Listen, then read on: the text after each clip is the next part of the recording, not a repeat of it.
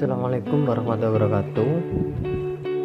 Di pertemuan ketiga materi internet, yaitu yang akan dibahas tentang koneksi internet. Jangan lupa selalu dukung channel saya dan ikuti Instagram Ahmad Islam. Jangan lupa subscribe. Oke, yang pertama, bentuk koneksi internet. Bentuk koneksi internet secara umum yang dibahas di materi kali ini adalah koneksi dengan menggunakan jalur telepon. Kemudian yang kedua, ada koneksi dengan tidak menggunakan jalur telepon. Cuma di pembahasan yang pertama nanti koneksi dengan menggunakan jalur telepon apa saja, yaitu next. Di sini ada koneksi internet dengan menggunakan jalur telepon.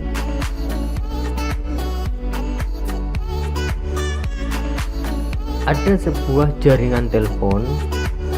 Yang pertama adalah jaringan lokal, di mana jaringan lokal yang biasanya tersebar melalui tower yang besar, kemudian turun ke firewall, kemudian ke server menjadi satu dikelola, dan di sini lanjut ke router atau modem. Modem ada berbagai macam, nanti penjelasannya ada di slide selanjutnya. Kemudian dari jaringan telepon itu bisa mengarah ke internet service, ada juga ke saluran telepon biasa, flash line, kemudian jalur ke modem turunnya ke sebuah komputer. Itulah alurnya. Jadi alur jaringan telepon itu melalui sambungan kabel dari jaringan kemudian turun ke kabel. Itu koneksi internet dengan menggunakan jalur telepon. Kemudian koneksi internet tidak menggunakan jalur telepon, jadi langsung menggunakan jaringan satelit. Yang utama di sini ada sebuah satelit, di mana satelit akan mengarah ke satelit juga. Biasanya terpasang di atas rumah, tetapi tidak semuanya orang memancarkan satelit yang ada. Dari satelit kemudian ditangkap ke sinyal radio. Internet service provider, di mana pengguna banyak yang menyalurkan juga langsung ke satelit itu dahulu. Jadi cara bekerjanya berbeda dengan koneksi internet yang menggunakan jalur telepon tadi. Dan jaringan lokal sama, tetapi yang membuat berbeda dari yang pertama tadi, di sini melalui jaringan komputer dan yang ini melalui jaringan satelit. Di perbedaannya, koneksi internet dengan telepon dan tidak menggunakan telepon, yang membedakan adalah satelit. Next, komponen-komponen koneksi internet. Firewall. Apa itu firewall? Sistem atau perangkat yang mengizinkan lalu lintas jaringan. Umumnya sebuah firewall di dalam sebuah mesin terdedikasi. Firewall umumnya juga digunakan untuk mengontrol akses terhadap siapa saja yang memiliki akses terhadap jaringan pribadi. Yang dimaksud firewall adalah sistem perangkat di mana lalu lintas kita bisa mengetahui siapa saja yang terkoneksi di internet yang menyebar melalui sinyal terkoneksi dengan menggunakan IP. Sebuah HP ataupun laptop semuanya memiliki IP yang berbeda-beda. Jadi tahu koneksi internet yang masuk dari HP ataupun laptop. Komponen-komponen koneksi internet. Yang pertama adalah router, perangkat jaringan yang digunakan untuk membagi protokol. Jadi router ada perbedaannya nanti di selanjutnya. Banyak berbagai macam router.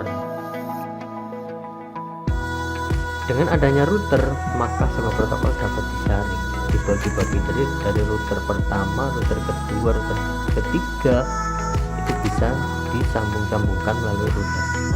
Gateway umumnya mengimplementasikan NAT, Network Address.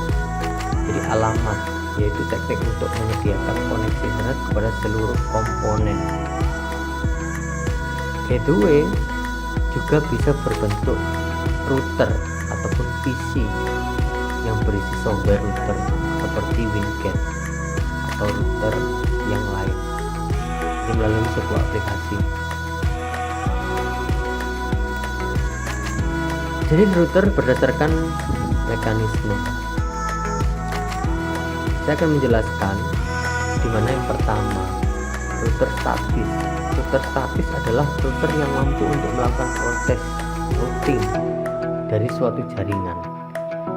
Router seperti ini membagi, jadi ini adalah sebuah kabel biasanya yang dipakai di setiap ruang ataupun lab komputer. Menggunakan jaringan melalui kabel harus ada yang namanya switch hub berbentuk segi 4. Ini adalah switch hub dengan port yang berbeda-beda. Ada port 4 port dan 5 berbagai macam, tergantung kapasitas kabel ataupun ruangan yang akan dipakai. Jika ruangan tersebut ada 18 komputer, maka harus menggunakan 18 port. Ini adalah router statis. Jadi untuk membagi, prosesnya dilakukan secara manual, menancapkan satu persatu, kemudian disambungkan ke komputer atau laptop di dalam ruangan. Kelebihan dan kekurangan. Kelebihan router statis, tidak ada bandwidth yang digunakan untuk bertukar informasi, lebih aman dibandingkan router dinamis, lebih meringankan kerja prosesor. Sedangkan kelemahannya hanya dapat digunakan dalam skala kecil, satu ruangan atau 2 ruangan. Jika beberapa ruangan tidak bisa memuat, administrator jaringan harus mengetahui semua informasi masing-masing router yang digunakan. Jika ada salah satu yang tidak tersambung, secara otomatis router tidak bisa digunakan. Dan yang dimaksud adalah satu komputer atau komputer yang lain, kabel yang tidak tersambung, maka tidak akan ada koneksi internet. Kemudian yang kedua adalah router dinamis. Proses router dapat berjalan secara otomatis setelah melalui pengaturan oleh seorang administrator. Biasanya hal seperti ini meskipun tidak dilakukan pengaturan oleh seorang administrator, itu secara otomatis bisa dipakai. Itu menggunakan router dinamis. Kelebihannya, yang pertama adalah dapat digunakan untuk area yang luas. Jadi bisa secara meluas menyebarkan sinyal internet. Router secara otomatis akan terbagi informasi, tidak perlu mengkonfigurasi semua router. Jadi langsung menyambung dari kabel 1, kabel 2, kabel 3. Dan tidak perlu mengetahui alamat network yang ada di router tersebut. Kelemahannya, kecepatan pengenalan dan kelengkapan IP table memang lama, tergantung panjang pendeknya sebuah kabel. Dan beban kerja router menjadi lebih berat karena selalu memperbaiki IP table dalam waktu tertentu. IP-nya ada perbaikan jika ada sistem HP itu yang masuk menyambungkan ke internet tersebut. Router wireless, router yang dapat bekerja tanpa menggunakan kabel. Jadi router seperti ini bisa menangkap sebuah sinyal.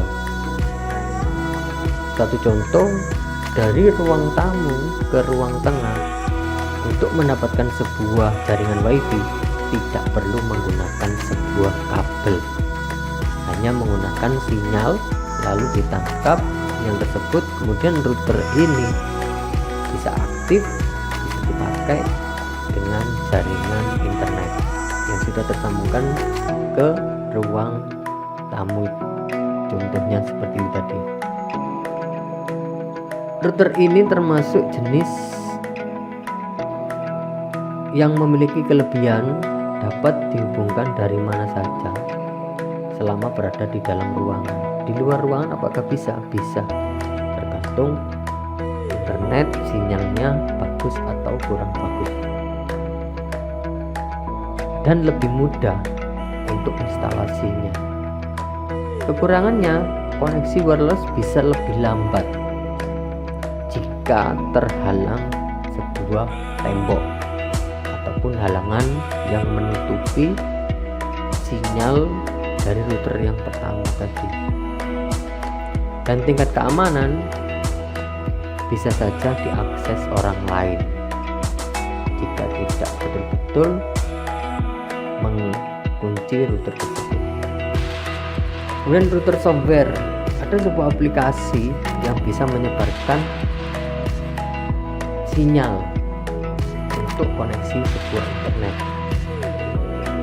Jadi router menggunakan software, kemudian software tersebut diisikan internet paket data, dan internet tersebut diperluas melalui software atau aplikasi yang digunakan. Kemudian yang terakhir ada router hardware.